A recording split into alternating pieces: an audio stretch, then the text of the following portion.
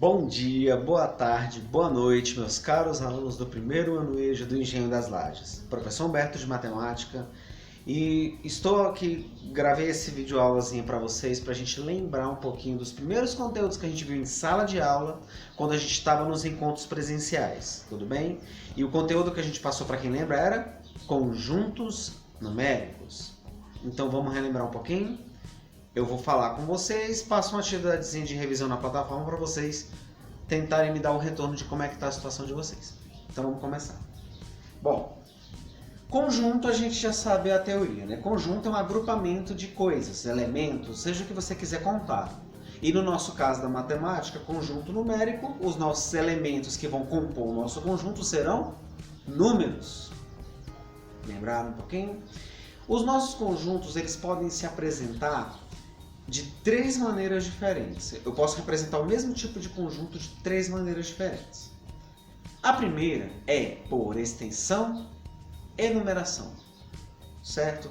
Eu vou enumerar, eu vou estender todos os elementos que estão aparecendo. Então, conforme nesse conjunto que a gente está vendo aqui, cada número que aparece é um elemento. Eu estou mostrando cada um dentro do conjunto, certo? Então, nesse caso aqui é o conjunto A, que é o conjunto dos números pares. Certo? Eu também posso utilizar uma outra maneira de representação, que se chama diagrama de Venn. Diagrama de Venn. O que é o diagrama? O diagrama você coloca os elementos dentro de um espaço que você desenha, pode ser circular, oval, tanto faz. E lá dentro você coloca também enumerando esses elementos, tá bom? E a terceira maneira, como é que a gente lembrava também, é por regra, lei, compreensão. O que é isso, professor? Digamos que eu tenho um conjunto muito grande, eu não quero ficar escrevendo todos os elementos. Então eu vou colocar uma regra para você entender que conjunto é aquele. Então, se eu quiser pegar esse conjunto A, eu posso colocar assim: x pertence aos números naturais, tal que x é um número par. Eu não escrevi os números, mas você entende pela compreensão ou regra, ou lei, né, que os números que vão estar naquele conjunto são os pares. 0, 2, 4, 6 e vai embora. Você sabe que não existe um maior número par, eles são números infinitos.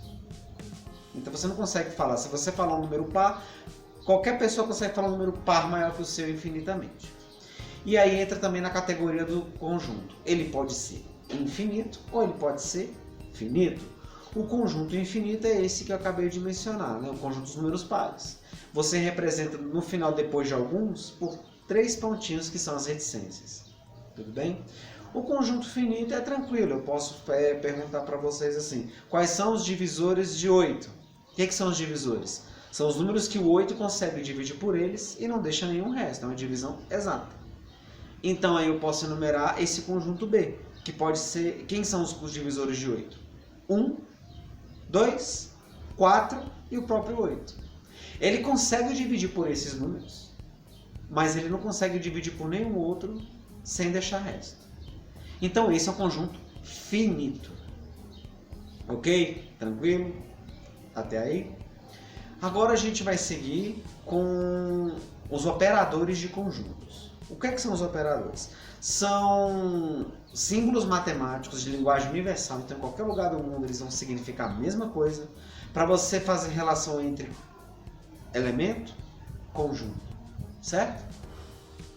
Então vamos lá. O primeiro símbolo é o pertence. O pertence ele quer dizer o quê? Que um elemento faz parte daquele conjunto. Então se eu falar para vocês, 4 pertence ao conjunto A, aí você vai dizer que pertence, né? Porque 4 é par. E a regra do A não era um número par. Lembrando que não só existe o conjunto dos números pares, gente. Existem infinitos tipos de conjuntos, tá? É um exemplo. Então eu posso usar qualquer regra para determinar um conjunto, ok? Então eu vou usar esse operadorzinho de pertence, que parece um ezinho. E se eu disser sobre o número 7, ele é par? Não. Então eu vou dizer que ele não pertence. Você vai cortar o ezinho. Então o E pertence e o ezinho não pertence. Professor, eu posso falar isso com mais elementos no conjunto? Pode, mas aí você não vai usar mais o pertence. Você vai usar o está contido. Se eu quero dizer que o 0, o 2 e o 4 fazem parte do conjunto A, então eu não posso falar pertence. Eu tenho que falar está contido, que é o símbolozinho que parece um C. Tudo bem? Quando eu pego alguns elementos que estão dentro do outro, eu chamo de subconjunto. Então, uma parte do conjunto que está toda dentro do outro, eu chamo de subconjunto. Por exemplo, então, mesmo os números pares serem infinitos, eles são subconjunto de outros. De quem? Dos números naturais. Os números pares fazem parte dos números naturais, eles estão lá dentro. Tudo bem? Então, essa é a ideia de subconjunto. Subconjunto é uma parte que está toda incluída dentro de outro conjunto. Se eu pegar 2, 4, 6 e 9, quase todos estão nos pares, mas o 9 não está. E por causa desse elemento eu não posso dizer que está contido. Então eu uso o símbolo de não está contido, que também é cortando o símbolo. Ok? Tranquilo? A barrinha é o tal que, né, que eu dei o exemplo na lei de numeração, que é uma barrinha que você só determina uma separação da lei que o conjunto representa. Então eu falo, x pertence aos números naturais. Números naturais são aqueles que a gente aprendeu desde quando aprendeu a contar, né? Então x pertence aos números naturais. Tal que x é um número par. Isso representa x, o elemento conjunto A. Ele pode ter qualquer valor que seja par. Ok? Tranquilo? Então, essa é a parte dos operadores. Outro operador que você também tem é união e interseção. União é representado por um U. É quando você junta dois elementos, certo? Então, por exemplo, eu tenho um conjunto A, 0, 1, 2. Eu tenho um conjunto B, 2, 3 e 5. Se eu quero A união com B, eu vou ter que juntar todo mundo. Professor, mas tem o 2 no A e o 2 no B. Eu preciso repetir? Não, você só coloca uma vez quando repetir na união. Então você vai juntar o A com o B. 0, 1, 2, 3, 5. Essa é a união A com B. Ok? Interseção é justamente esses caras que você excluiu da união.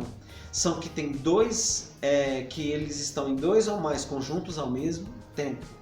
Então, se eu quero fazer A interseção com B, que é o U virado de cabeça para baixo, então o que vai ocorrer? Se eu tenho A 0, 1, 2 e tenho B 2, 3, 5, qual é a interseção entre A e B? É que está nos dois ao mesmo tempo, o 2. Você consegue enxergar também quando você coloca no diagrama de Venn. Conjunto A, conjunto B, e quando você junta os dois, o 2 vai aparecer no meio deles lá. Tranquilo? Então isso é interseção. Ok? Deu para pegar? Então os operadores pertence, não pertence, está contido, não está contido, união e interseção, que você vai trabalhar os elementos do conjunto. Ok? Eu vou deixar umas atividadezinhas para ver se você consegue fazer essa situação. Volta ao vídeo se você pegou alguma dúvida. Tá? Eu também vou estar disponível pela plataforma. Você pode fazer o comentário que eu vou responder o seu comentário lá. E o pessoal que não está na plataforma, a gente ainda continua com aquele contato via grupo de WhatsApp. Tá? Tranquilo, pessoal? Então, esse foi o conjunto os conjuntos numéricos que a gente viu ainda em sala de aula. Ok? Façam a atividade, tem dúvida, me pede socorro. Um abraço para vocês, professor Humberto, morrendo de saudades. Valeu, tchau, tchau.